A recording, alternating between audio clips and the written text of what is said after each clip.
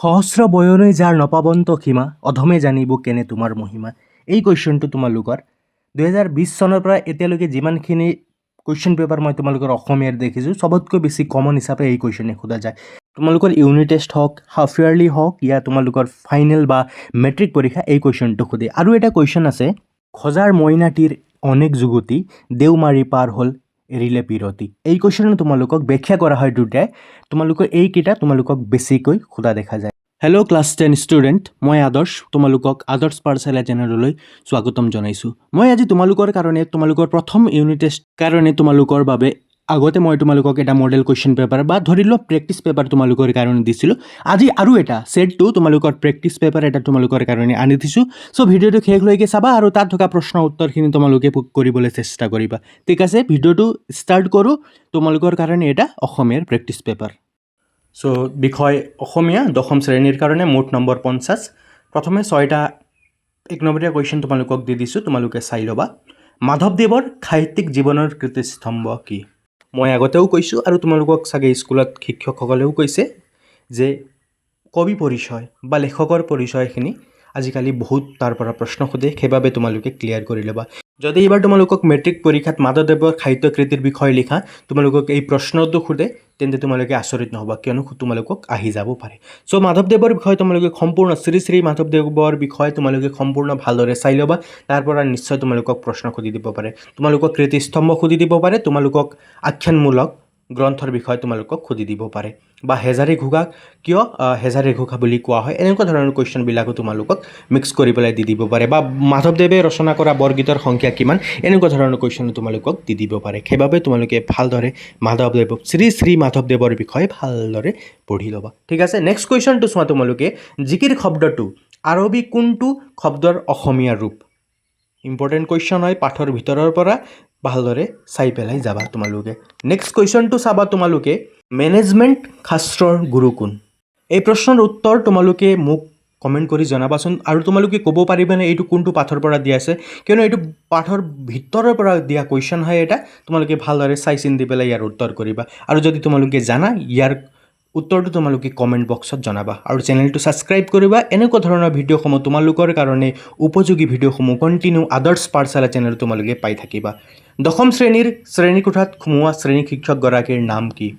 একেবাৰে common question সুধিয়ে থাকে তোমালোকক, মেট্ৰিক পৰীক্ষাটো অহা কুৱেশ্যন হয়, চাই যাবা। ফ্ৰম ভলগা টু গংগা কাৰ ৰচনা? আৰু ইয়াত এটা মন কৰিবা তোমালোকে, ভাৰতীয় সংস্কৃতি পাৰ্টটো এড কৰা হৈছে, কিয়নো কোনোবা ডিষ্ট্ৰিক্টত ভাৰতীয় সংস্কৃতি পাৰ্টটো তোমালোকৰ প্ৰথম ইউনিট টেষ্টত আহে আৰু কোনোবা ডিষ্ট্ৰিক্টত নাহে। সেইবাবে মই এইখন প্ৰেক্টিছ পেপাৰত তোমালোকৰ 4টা চেপ্টাৰ এড কৰি দিছোঁ তোমালোকৰ কাৰণে। ভাৰতীয় সংস্কৃতিও তোমালোকক ইয়াত এড কৰা হৈছে, সেইবাবে তোমালোকে এনচাৰসমূহ ভালদৰে কৰিবা।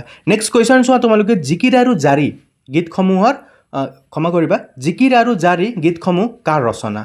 ঠিক আছে, নেক্সট কুৱেশ্যন চোৱা তোমালোকে। আৰু চোৱা, এটা কথাত কনফিউজ নহ'বা যে ইয়াত ভাৰতীয় সংস্কৃতি এড কৰা হৈছে, আমাৰ স্কুলতো আহিব নেকি, বা আমাৰ ডিষ্ট্ৰিক্টতো সেইটো পাৰ্টটো তোমালোকৰ প্ৰথম ইউনিট টেষ্টত আহিব নেকি, সেইটো নহয়। তোমালোকৰ এক্সামৰ আগত তোমালোকৰ ডিষ্ট্ৰিক্টতে হওক বা তোমালোকৰ স্কুলতে যোনবিলাক লেচনবোৰ কমপ্লিট কৰা হ'ব, তাৰে পৰা তোমালোকৰ প্ৰথম ইউনিট টেষ্টৰ কুৱেশ্যনটো সোধা হ'ব। এইটো কথা তোমালোকে জানি থ'বা। ঠিক আছে, সেইটো তোমালোকে কনফিউজন নহ'বা। নেক্সট কুৱেশ্যন চোৱা, হেম বৰুৱাই সম্পাদনা কৰা যিকোনো এখন আলোচনীৰ নাম লিখা। নেক্সট কুৱেশ্যন চোৱা, তলৰ যিকোনো 3টাৰ চমু উত্তৰ দিয়া। 2 নম্বৰীয়া কুৱেশ্যন তোমালোকক দিয়া গৈছে, অজন্তাৰ ছবিবোৰত প্ৰকাশ পোৱা ভাৱবস্তু দুটা কি কি? মেট্ৰিকত সোধা কুৱেশ্যন হয়, ইম্পৰ্টেণ্ট হ'ব, চাই পেলাই যাবা। নেক্সট কুৱেশ্যন চোৱা, ছাৰৰ মতে কি কি গুণৰ অধিকাৰী হ'লে এজন লোক সফল উদ্যোগী হ'ব পাৰে? ইম্পৰ্টেণ্ট কুৱেশ্যন হ'ব পাৰে, চাই ল'ব পাৰা। নেক্সট তোমালোকে বৰগীতৰ 2টা লক্ষণ বা ব্ৰজাৱলী ভাষাৰ বৈশিষ্ট্য। এই 2টা কুৱেশ্যনৰ ভিতৰত তোমালোকে এটা নিশ্চয় তোমালোকৰ প্ৰথম ইউনিট টেষ্টত দেখিবলৈ পাবা, ভালদৰে চাই পেলাই যাবা। আৰু নেক্সট কুৱেশ্যন চোৱা, কোকা-কোলা কোম্পানীৰ বিজ্ঞাপনটোত কোৱা কথাটো কি? তোমালোকে এইটো মোক কমেণ্ট বক্সত জনাব পাৰিবা যে ইট ক্ৰিকেট, শ্লিপ ক্ৰিকেট কি কি আছিলে, তোমালোকে সেইটো মোক জনোৱাচোন কমেণ্ট কৰি পেলাই। আৰু চেনেলটো ছাবস্ক্ৰাইব কৰিবা, এনেকুৱা ধৰণৰ কুৱেশ্যনবিলাকৰ লগতে বিভিন্ন নোটছসমূহ সময়মতে তোমালোকে পাই থাকিবা। তোমালোকৰ HSLC 2027 যেতিয়ালৈকে শেষ নহ'ব তেতিয়ালৈকে আদৰ্শ পাঠশালা চেনেল তোমালোকক সহায় কৰি যাব। চ' আজিয়ে আমাৰ লগত এড হৈ ল'বা, ছাবস্ক্ৰাইব কৰা এতিয়াই। নেক্সট কুৱেশ্যন চোৱা, ধীৰুভাই আম্বানীয়ে হাতত মূলধন আৰু শিক্ষাগত অৰ্হতা নথকাকৈ কেনেকৈ এজন সফল উদ্যোগী হ'ব পাৰিছিল?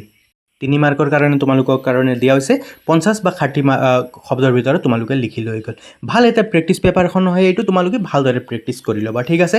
জিকিৰৰ বিষয়ে এটি চমু টোকা লিখা তোমালোকক আহি যাব পাৰে, আৰু লগতে তোমালোকে চোৱা উত্তৰ ভাৰতীয় ভাস্কৰ্যৰ বিষয়ে উদাহৰণসহ এটি টোকা লিখা। চমু টোকা তোমালোকক দি দিব পাৰে, ভালদৰে চাই ল'বা। টমাছ আলভা এডিশ্যনৰ বিষয়ে তোমালোকে চাই ল'ব পাৰা, জুবিন গাৰ্গৰ বিষয়ে তোমালোকক কিতাপত দিয়া আছে, তাৰ পৰা তোমালোকে চাই ল'ব পাৰা। এনেকুৱা ধৰণৰ প্ৰশ্নবিলাক তোমালোকে চাই পেলাই যাবা। নেক্সট তোমালোকে চাবা এই দুটা তোমালোকৰ ব্যাখ্যা কৰা। সহস্ৰ বয়নে যাৰ নপাবন্ত সীমা, অধমে জানিব কেনে তোমাৰ মহিমা। কমন হয় তোমালোকৰ এই কুৱেশ্যনটো, দিয়ে প্ৰত্যেকবাৰ, এইবাৰো দিব পাৰে, ভালদৰে চাই পেলাই যাবা। নেক্সট তোমালোকে চোৱা মকাৰ দুৱাৰত চাহাব ত্ৰিবেণী ঘাট, বেহাব নোৱাৰে তাত মায়াই ভেটেবাৰ। ঠিক আছে, ব্যাখ্যা কৰা হয়, দুটাৰ ভিতৰত যিকোনো এটা কৰিব লাগে, দুটাই তোমালোকে ভালদৰে প্ৰেক্টিছ কৰি যাবা, তোমালোকৰ কাৰণেও ভাল। চ' নেক্সট কুৱেশ্যন চোৱা, গ্ৰামাৰ ছেকশ্যন ইয়াত দিয়া আছে, তোমালোকে চোৱা বিপৰীত শব্দ দিয়া আছে, পৰা আৰু উপসৰ্গৰ যোগ কৰি একোটাকৈ শব্দ দিয়া আছে, আৰু তোমালোকক বাক্য ৰচনা কৰিবলৈ দিয়া আছে, লগতে তোমালোকৰ ৰচনা আহিব, ৰচনা তোমালোকক ইয়াত দিয়া হৈছে, তোমালোকে ভালদৰে এইবিলাক চাই পেলাই প্ৰেক্টিছ কৰি ল'বা, ঠিক আছে। নেক্সট কুৱেশ্যন চোৱা, নেক্সট তোমালোকে চোৱা তোমালোকৰ দ্ৰুত পাঠৰ পৰা তোমালোকক সেম কুৱেশ্যন, একেই পেটাৰ্ণত কুৱেশ্যনবিলাক তাৰ পৰা সোধে, যিকোনো দুটা জনগোষ্ঠীৰ বিষয়ে তোমালোকে ভালদৰে চাই পেলাই যাবা, এনচাৰ তোমালোকে ফুল মাৰ্ক তোমালোকে তাৰ পৰা পাই যাবা। মেট্ৰিকতো তোমালোকৰ সেম পেটাৰ্ণ ফ'ল' কৰে, তোমালোকে জানাই, জনগোষ্ঠীৰ একোজন তোমালোকৰ বিশিষ্ট ব্যক্তিৰ বিষয়ে সুধি দিয়ে, কেতিয়াবা তোমালোকৰ সাজপাৰৰ বিষয়ে সুধি দিয়ে, চ' কেতিয়াবা তোমালোকৰ উৎসৱৰ সমূহৰ বিষয়ে সোধে, সেইবাবে তোমালোকে তিনিটামান বা চাৰিটামান তোমালোকে জনগোষ্ঠীৰ বিষয়ে ভালদৰে চালে, তাৰ পৰা তোমালোকে ভালদৰে এনচাৰ বা ফুল মাৰ্ক তোমালোকে আৰামত পাই যাবা, ঠিক আছে। নেক্সট তোমালোকে চোৱা, ইয়াত খ অংশৰ পৰা তোমালোকক লেশ্যনটো ইয়াত দিয়া হৈছে, ধৰ ঝাৰু ধৰ বাই, তাৰ পৰা কেইটামান গুৰুত্বপূৰ্ণ কুৱেশ্যনবিলাক চোৱা। অম্বিকাগিৰি ৰায়চৌধুৰীক কি আখ্যা দিয়া হৈছিল, তোমালোকে ভালদৰে চাই পেলাই যাবা, কবি পৰিচয় ভালদৰে পঢ়িবা, তাত তোমালোকে এনচাৰটো পাই যাবা, তোমালোকে মোক কমেণ্ট কৰি জনাব পাৰিবা। নেক্সট কুৱেশ্যন চোৱা, জাতিৰ জীৱন মনোহৰ কৰিবলৈ কবিয়ে কি বেশেৰে ঝাৰু ধৰিবলৈ কৈছে। অম্বিকাগিৰি ৰায়চৌধুৰীৰ এখন উল্লেখযোগ্য পুথিৰ নাম লিখা, কবিতা পুথিৰ নাম তোমালোকে চাই পেলাই যাবা। অম্বিকাগিৰি ৰায়চৌধুৰীৰ কোনখন আলোচনীৰ সম্পাদক আছিল, এইবিলাক কুৱেশ্যন কবি পৰিচয়ৰ পৰা দিয়া হৈছে, ভালদৰে পঢ়ি পেলাই যাবা। আৰু অন্তিমটো প্ৰশ্ন গুৰুত্বপূৰ্ণ হ'ব পাৰে তোমালোকৰ পৰীক্ষাৰ কাৰণে, ধৰ ঝাৰু ধৰ ভাই কবিতাটোৰ মাজেৰে কবি ৰায়চৌধুৰীদেৱৰ স্বদেশ প্ৰেমৰ ভাৱ কিদৰে প্ৰকাশ পাইছে লিখা। গুৰুত্বপূৰ্ণ প্ৰশ্ন হয়, মেট্ৰিকত তোমালোকৰ এইটো এবাৰ দুবাৰ তিনিবাৰলৈকে অহা কুৱেশ্যন 2020 চনৰ পৰা, চ' ভালদৰে চাই পেলাই যাবা। আৰু তোমালোকৰ অসমীয়া আধুনিক ৰূপ লিখিবলৈ দিয়া হৈছে, সেইটো তোমালোকে ভালদৰে চাই পেলাই যাবা। ছাবস্ক্ৰাইব কৰিবা চেনেলটো, হোৱাটছএপৰ লিংকটো মই দিম, তাত গৈ জইন হ'বা, তোমালোকে বিভিন্ন সময়ত বিভিন্ন আপডেটসমূহ তোমালোকে কণ্টিনিউ আমাৰ চেনেলত পাই থাকিবা। ছাবস্ক্ৰাইব নাও, ধন্যবাদ।